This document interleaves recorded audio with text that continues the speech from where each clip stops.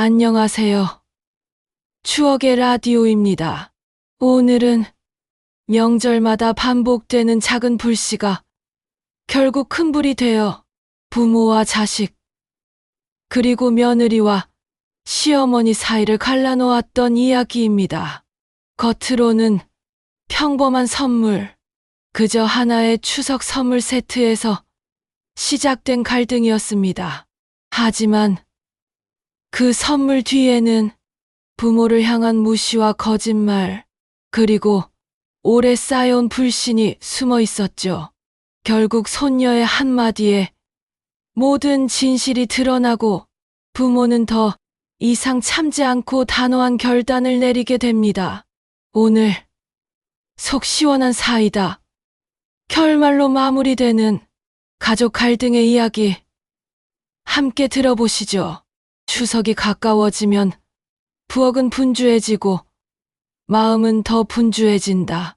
지난 명절의 미소와 지난 상처가 같은 자리에 앉아 서로 눈치를 본다. 송편은 반죽을 오래 치대야 쫄깃하다. 주아가 떡볶이에 넣어 달랬다지. 올해는 쑥가루 좀 더 섞어야겠다. 그 말 정말 아이가 했나? 당신이 듣고 싶은 말을 기억하는 걸지도. 그렇게 비꼬지 마. 명절인데 얼굴은 봐야지. 명절이 괜히 명절인가. 요즘 애들은 부담이라 하지. 초대 없이 가면 벨소리부터 부담이래. 부담 그 말이 뼈에 박히네. 나도 며느리였을 땐 참았다. 이제 내가 부담이라니. 기대는 말해지지 않으면 오해가 되고, 오해는 시간이 지나면 섭섭함이 된다. 올해는 좀 다를 수 있을까? 이왕이면 빈손으로라도 가보자. 얼굴만 보고 오자. 묻고 가자. 시간부터. 거절도 관계의 언어니까. 거절이 무섭다. 오늘 말고 다음에요 가. 내겐 오지 마세요로 들릴 때가 있다. 그래도 묻자. 묻지 않으면 더 미워한다. 모였다. 반가움이 먼저여야 하는데 말수가 먼저 줄었다. 각자의 마음은 각자의 자리에서 방어 자세를 취했다. 다영아, 올해는 뭘 가져왔니? 회사에서 받은 선물 세트예요. 많이 못 챙겨서 죄송해요. 선물은 필요 없다 했지만 성의가 비어 보이면 마음이 시린 법이야. 엄마, 요즘 물가도 많이 오르고 우리도 빠듯해. 빠듯한 건 알지. 다만 마음이 빠듯하다는 말은 듣기 어렵더라. 형편으로 재지 않는 마음이 때론 더 무거워요. 감사한데 불편할 때가 있어요. 불편 내가 해주는 게 그렇게 부담이니? 그냥 서로 조금만 이해하면. 조금만 이해하자는 말 10년째 들었다. 말은 점잖았으나 말 사이에 날이 있었다. 뜨거운 음식은 김이 나는데 사람들 말은 김이 서리지 않았다. 선물 얘기는 곧 돈 얘기가 된다. 돈 얘기는 마음 얘기다. 그런데 사람들은 마음 얘기보다 돈 얘기가 쉽다. 엄마, 적금은 당분간 힘들 것 같아. 대출 이자도 올랐고.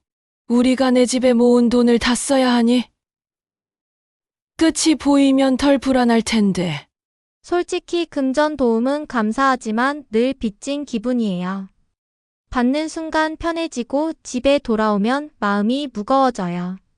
우린 고맙단 말만 듣고 끝난 줄 알았지. 난 덜 힘들라 했는데 내가 더 힘들게 한 거구나. 간섭과 도움 사이에 선을 같이 그어야 해요. 저흰 문턱을 정하고 싶어요. 신발 벗고 들어오는 선. 문턱이 높아지면 노인은 못 넘는다. 그런데 문턱이 없으면 집이 집 같지 않다. 어디에 그을까? 그 선을 오래 눌러둔 말은 꺼내는 순간 칼이 된다. 말은 상처를 치유하기도 하지만 상처를 새기기도 한다. 반찬을 자꾸 가져다 주시는 건 제 부엌에서 제 방식이란 걸 지키고 싶어서요. 나는 손녀 얼굴 보고 싶어서 핑계 삼아 간 거야. 다영이 말도 이해해줘.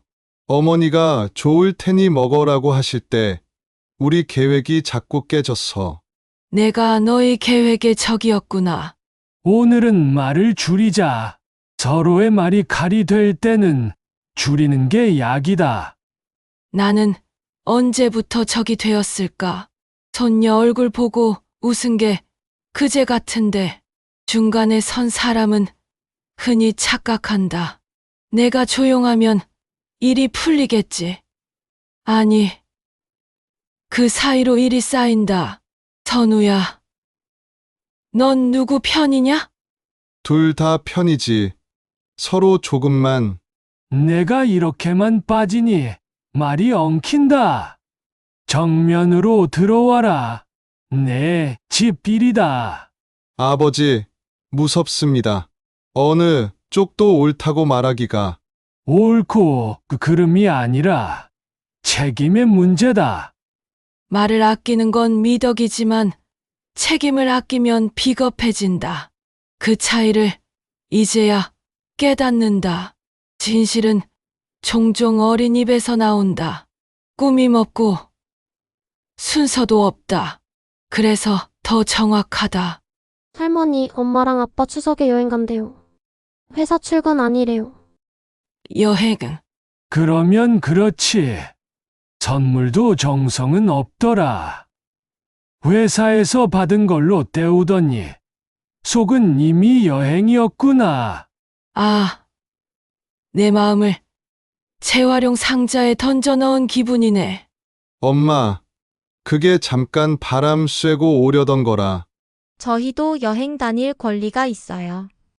숨 좀 쉬자고요. 숨 좀 쉬자고. 숨 쉬겠다고. 우리를 속이냐? 가족은 숨 막히면 대화로 풀어야지. 거짓말로 숨통 트는 법은 없어. 모든 게 겹쳤다.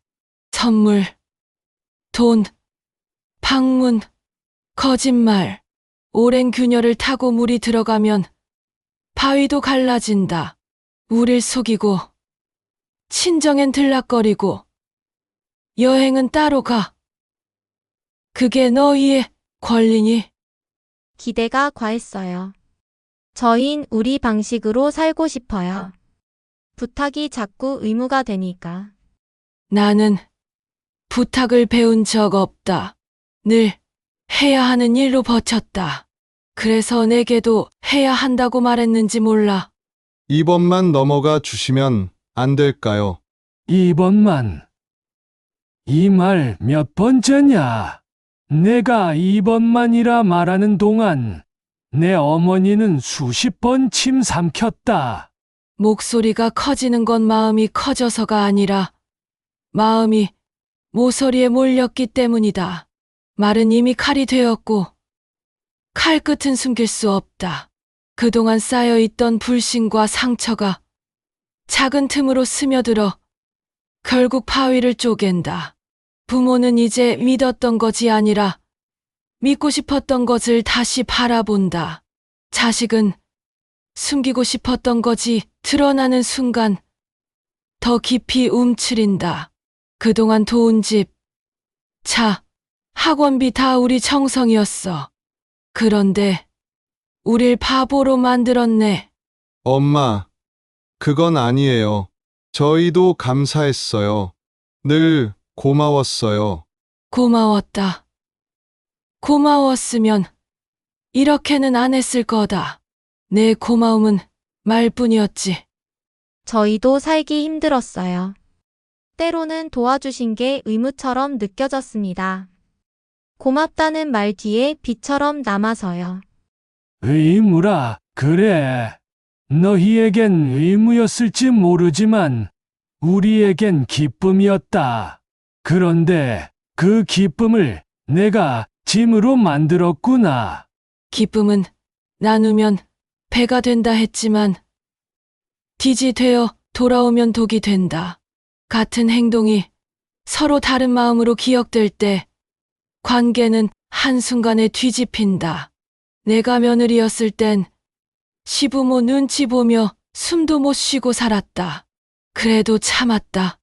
그런데 내 며느리는 참기는커녕 나를 숨 막히게 하는 사람으로 몰아붙인다. 세상이 변했어도 효도의 마음만큼은 변하지 않는 줄 알았는데 내가 틀렸나? 엄마, 아버지 제 잘못입니다. 다 제 탓입니다. 다영이를 너무 지키려다 부모님 마음을 헤아리지 못했습니다. 너도 우리 자식 맞니? 우리가 널 위해 밤낮 없이 뛰던 거 내가 모를 리 없잖아. 알아요. 그런데 한쪽만 바라보는 건 힘들었어요. 아내와 부모 사이에서 늘 끼어 있으니 숨이 막혔습니다. 숨 막혔다는 말, 내 아내가 조금 전에도 했지. 그 숨을 쉬게 하려던 게 바로 우리였어. 내가 잊었을 뿐이지. 사람은 때로 숨 막힌다는 말로 책임을 피한다. 그러나 부모의 귀엔 그 말이 칼보다 더 깊게 꽂힌다. 사랑으로 지탱한 세월을 한순간에 부정하는 말이기 때문이다. 좋다. 이제 알겠다. 내가 숨 막힌다 했으니 우리가 숨 거두기 전에 이 관계를 끊자. 결단은 갑작스러운 것이 아니다. 오랜 망설임 끝에 내리는 가장 느린 칼날이다. 하지만 한번 내려지면 돌아가지 않는다. 오늘부로 모든 지원을 끊겠다. 집 명의는 다시 정리한다. 내가 책임져야 할 삶은 내가 가져라. 아버지, 잠깐만요. 그건 너무 갑작스럽잖아요. 갑작스럽다. 이 말이 몇 년 만의 말인지 아느냐? 우리는 수십 번 참았다. 그게 갑작스럽다면 내가 눈을 감고 살아서다. 우리는 이제 손녀만 본다. 너희 둘은 제외다. 주아가 우리 피와 정이다. 하지만 너희는 스스로 끊었다. 어머님, 아버님 이번 한 번만 제발. 주아 봐서라도. 주아, 이름을 방패처럼 들지 마라. 그 아이는 내 욕심을 덮을 천이 아니다. 엄마, 제발 한 번만 더 기회를 주세요. 저희도 고칠게요. 기회는 이미 수십 번 줬다. 다음에 와. 이번만이 내 입버릇이었다. 그 말로 우리 인내를 다 갉아먹었다. 기회는 많았다. 하지만 기회를 기회로 쓰지 않고 핑계로만 쓴다면 더는 기회가 아니다. 그제야 부모는 깨닫는다. 미루면 미룰수록 자식은 변하지 않는다는 것을. 저희가 잘하려고 했는데 부족했어요. 때로는 말이 잘못 나가기도 하고 행동이 엉뚱해지기도 했어요. 이번만은 이해해 주시면 안 될까요? 우린 실수를 이해했다. 거짓말도 처음엔 넘어갔다.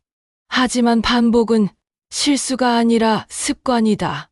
거짓이 습관이 된 사람과 우린 더는 같은 밥상에 앉을 수 없다. 엄마, 저희도 효도하려 했어요. 조금만 시간을. 효도는 하려 했다가 아니다. 하는 것다. 하려던 효도는 우리를 버티게 못한다. 끝은 냉정하다. 하지만 냉정해야 다시 따뜻해질 수 있다. 이제 부모의 입에서 나오는 말은 사랑이 아니라 존엄이다. 엄마, 아빠. 왜 맨날 거짓말해?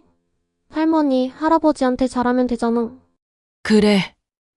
우리 주아만 있으면 된다. 보고 싶을 때 보고, 먹이고 싶을 때 먹이자. 그게 우리가 할 수 있는 사랑이다. 내가 부모를 버렸다면 부모도 너를 버린다. 이제 내 힘으로 살아라. 뒤돌아보지 말고. 잘못했습니다. 늦었죠? 늦었다. 그래도 언젠가 내가 진심으로 변한다면 주아가 우리 문을 두드릴 것이다. 그때 듣겠다. 오늘은 닫는다. 아버지, 엄마 우릴 정말 이렇게 내치실 겁니까? 하나뿐인 아들인데. 하나뿐인 아들이라 더 늦게 끊었다. 이제야 끊는다. 사랑은 당연하지 않았다. 배려는 습관이 아니었다. 부모의 결단은 늦었지만 늦어도 괜찮았다. 그 결단 덕분에 부모는 스스로의 존엄을 지켰고 손녀는 거짓말이 아닌 어른의 뒷모습을 배웠다. 속 시원한 마침표 뒤에 남은 건 다시는 같은 실수를 하지 않겠다는 다짐뿐. 오늘 이야기는 여기까지입니다. 가족이라는 이름으로 부모의 정을 당연하게 여기고 거짓과 변명으로 책임을 피하려 했던 아들과 며느리. 결국 그 끝은 스스로 불러온 파국이었습니다. 사랑은 계산이 아니고 효도는 선택이 아닙니다. 주어진 마음을 함부로 하면 언젠가는 반드시 그 대가를 치르게 됩니다. 여러분, 오늘 이야기를 들으시며 느끼셨을 겁니다. 부모의 단호함은 때로 잔인해 보일지 몰라도 그것이야말로 남은 가족을 지키는 마지막 힘이라는 것을요. 다가오는 명절, 억울한 사람은 없고 이용당하는 마음도 없는 속 시원한 하루가 되길 바랍니다. 추억의 라디오는 여기서 문을 닫습니다. 다음 이야기로 찾아뵙겠습니다. 감사합니다.